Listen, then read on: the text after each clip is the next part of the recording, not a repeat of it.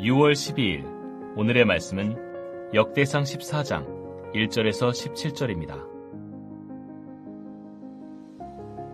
두로왕 히람이 다윗에게 사신들과 백향목과 석수와 목수를 보내 그의 궁전을 건축하게 하였더라. 다윗이 여호와께서 자기를 이스라엘의 왕으로 삼으신 줄을 깨달았으니 이는 그의 백성 이스라엘을 위하여 그의 나라가 높이 들림을 받았음을 알미였더라. 다윗이 예루살렘에서 또 아내들을 맞아 다윗이 다시 아들들과 딸들을 낳았으니 예루살렘에서 낳은 아들들의 이름은 삼무아와 소밥과 나단과 솔로몬과 이팔과 엘리수아와 엘벨렛과 노가와 네벡과 야비야와 엘리사마와 브엘야다와 엘리벨렛이었더라.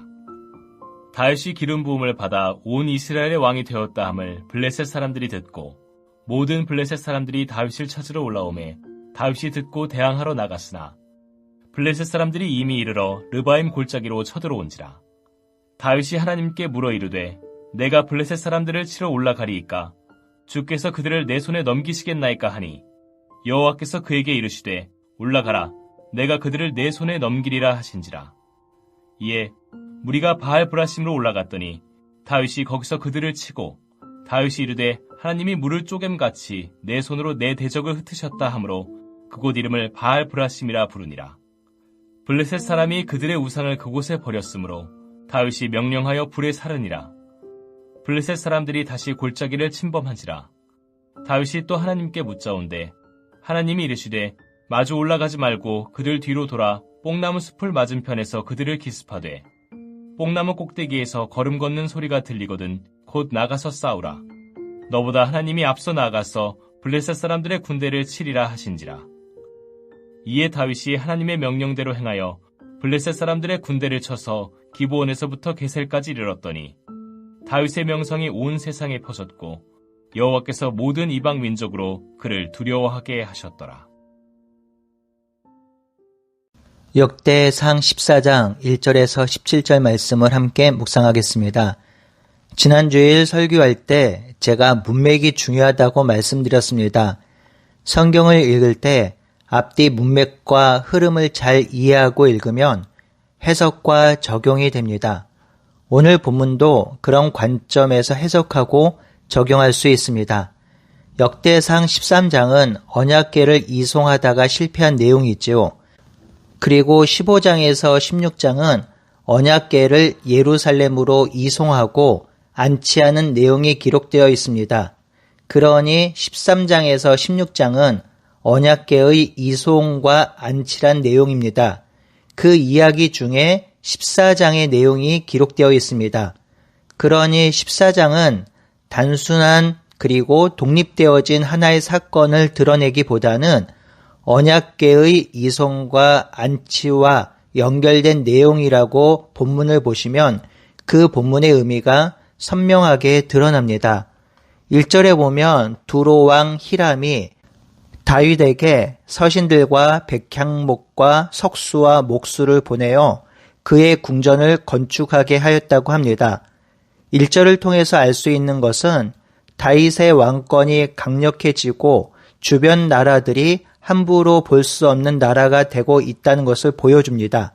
두로는 오늘날의 페니키아인데요.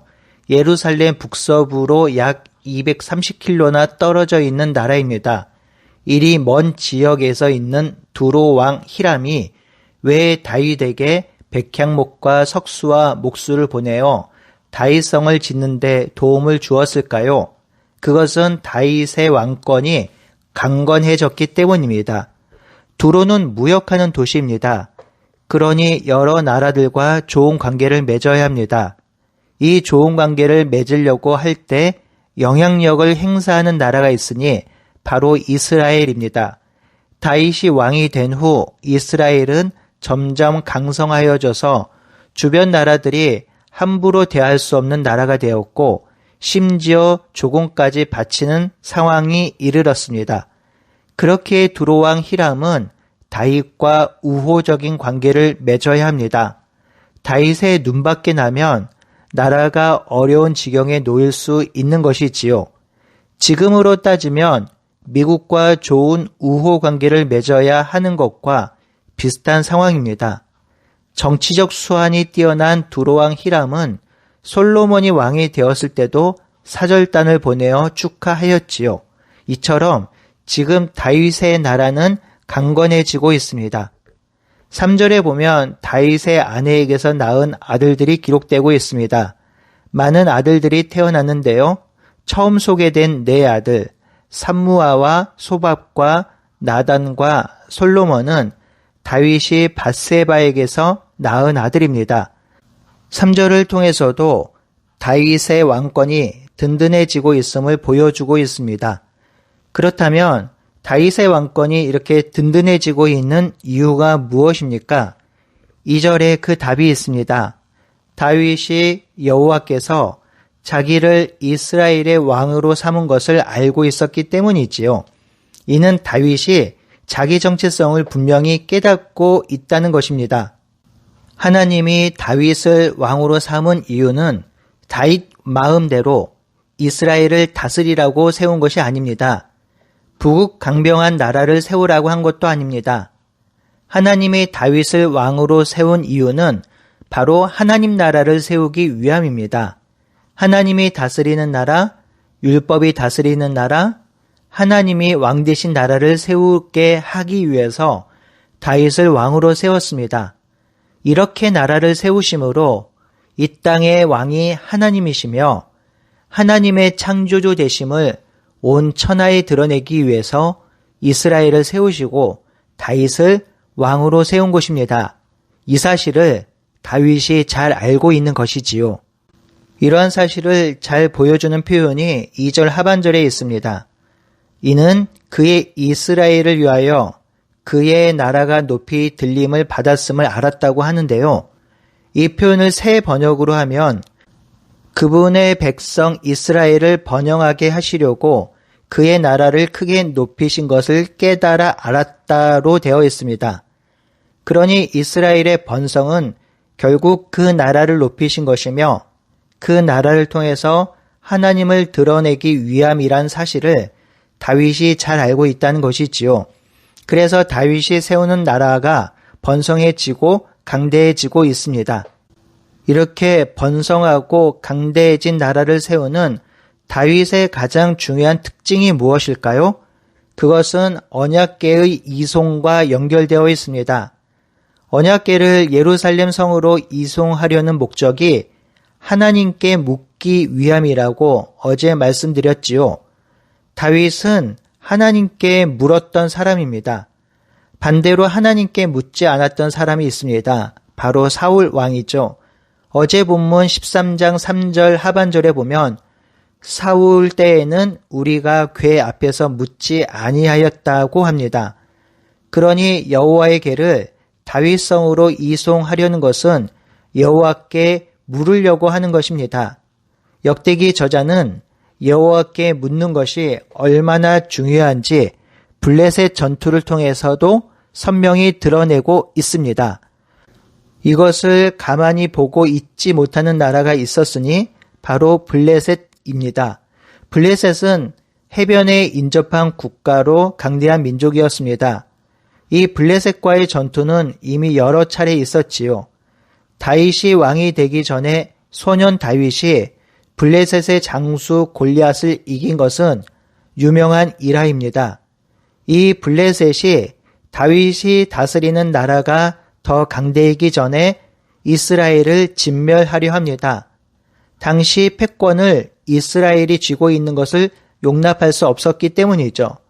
또한 다윗은 이스라엘의 왕이 되기 전에 블레셋의 시글론에서 약 1년 4개월간 도피 생활을 했었지요.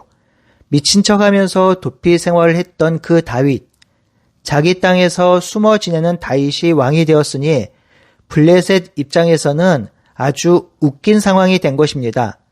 그래서 다윗을 얕보고 전쟁을 치르러 온 것이기도 하지요.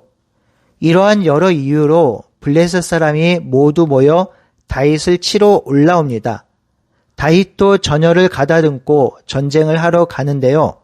이미 블레셋 군대는 르비딤 골짜기에 도착했습니다. 르비딤은 예루살렘 서남쪽 5km 베들레헴 근처로 유다와 베냐민 지파의 경계에 위치해 있습니다. 그러니 아주 근접하게 접근해 있었지요. 5km면 언제든지 침공당할 수 있는 곳입니다. 이런 상황에 놓인 다윗이 무엇을 하고 있습니까? 10절입니다. 하나님께 물어 이르되 내가 블레셋 사람을 치러 올라가야 합니까? 주께서 그들을 내 손에 넘기시겠습니까? 이렇게 묻지요.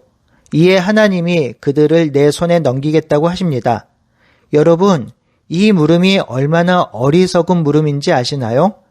예루살렘 진영 바로 5km 앞에 블레셋 군대가 쳐들어왔습니다. 바로 전쟁 전입니다. 그러면 어떻게 해야 하나요? 전쟁을 해야 하지요. 나가서 싸워야 합니다. 그것이 정답입니다. 아니면 모두 죽습니다. 그런데 당연히 싸워야 하는 전쟁인데요. 다윗은 그 사실을 여호와께 묻고 있습니다. 누가 봐도 싸워야 하는데 다윗은 그것을 여호와께 묻고 있는 것이죠.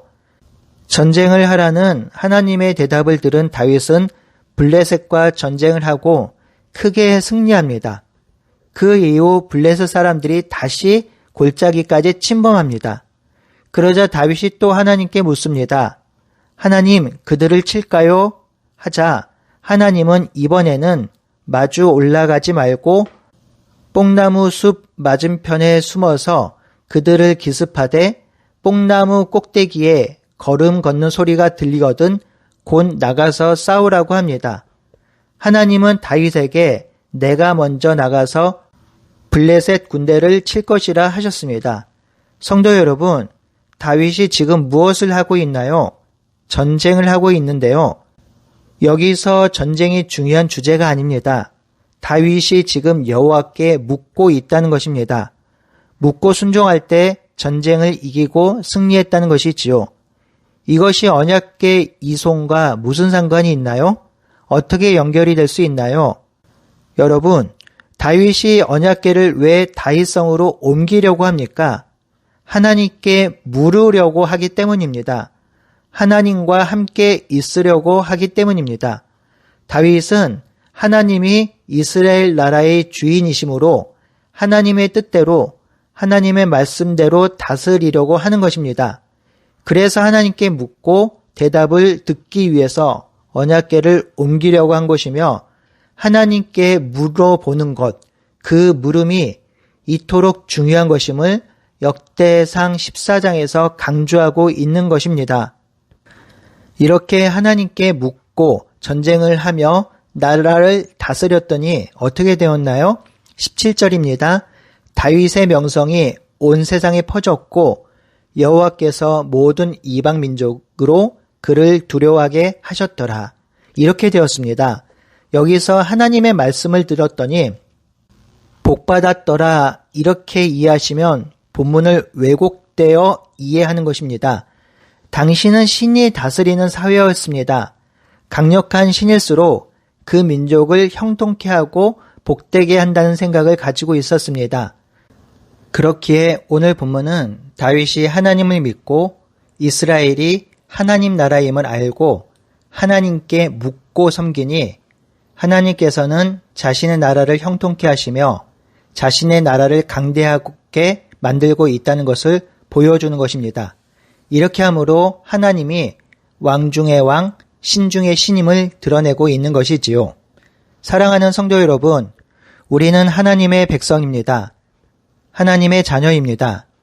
그러니 우리는 하나님의 말씀을 듣고 그 말씀에 순종하며 살아야 합니다.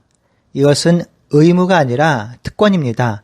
그렇게 할 때 하나님께서 우리를 들어서 하나님의 살아계심을 세상에 보여주실 것입니다.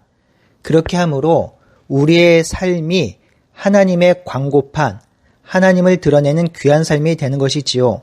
이런 귀한 삶을 살아가는 오늘 하루가 되길 바라고 소원합니다. 함께 기도하겠습니다. 하나님, 우리의 삶이 그리고 우리의 일상이 하나님의 살아계심을 드러내며 하나님의 영광을 드러내는 귀한 일상이 될 수 있도록 인도하여 주시옵소서. 예수님의 이름으로 기도드렸나이다. 아멘.